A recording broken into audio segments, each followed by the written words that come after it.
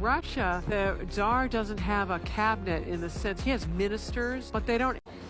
Go back and watch that. I highly recommend that you do, because Sarah Payne is brilliant at her work when it comes to military history and understanding military strategies from the past, especially with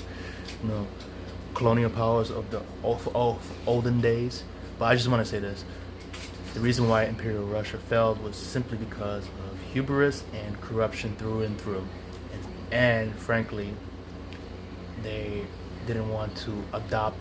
a more subtle or more modern approach of their system and way of life, meaning that the Tsar was autocratic in their nature, dating back all the way to the Middle Ages. And by the time the 20th century came around, Tsar Nicholas II refused to change at all, as per to get ahead with the times, and not really understanding why his own people hated him because of that. And he was more begrudging in some way to give up all the power that he and his family had cultivated for nearly 3 centuries. Hence the reason why Imperial Russia failed. All in all, there's a lot of mechanisms to it, but in reality,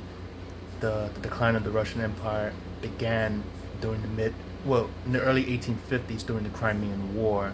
with Russia trying to gain a strategic hold of the entirety of the Black Sea, especially with the Dardanelles between Turkey,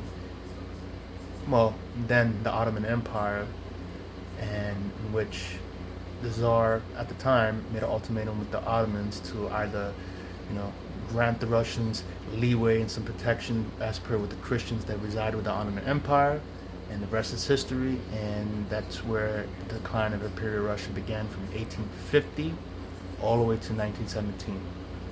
And from that particular period, during the Crimean War,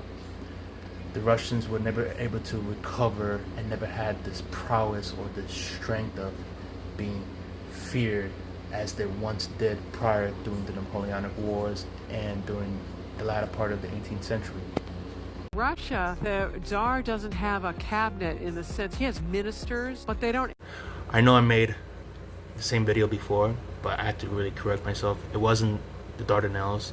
it was the Bosphorus Strait, as per when I mentioned about Russia and the Crimean War, meaning that at the time Tsar Alexander II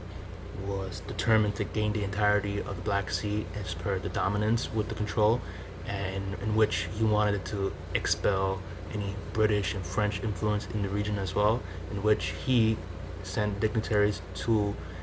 Constantinople and in an attempt to demand or in some way bully the Sultan as per to get what he wanted, especially to grant Russia this leeway as per giving them protection for any Christians that resided within the Ottoman Empire at the time. Thus, the Sultan refused, and Tsar Alexander II used that as a justification for war, in which the Ottomans looked to the west. Thus, the British and the French intervened, and the rest is history. That's the reason why Imperial Russia failed and declined afterwards, all the way to 1917.